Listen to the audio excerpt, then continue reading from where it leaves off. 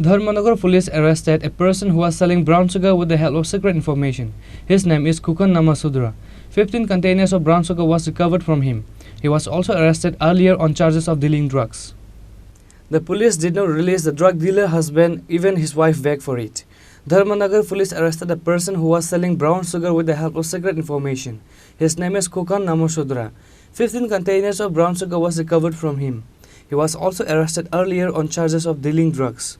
His wife cried and begged on the ground for her husband to release. However, Dharmanagar police arrested and took away Khorang Namasudra on charges of selling brown sugar.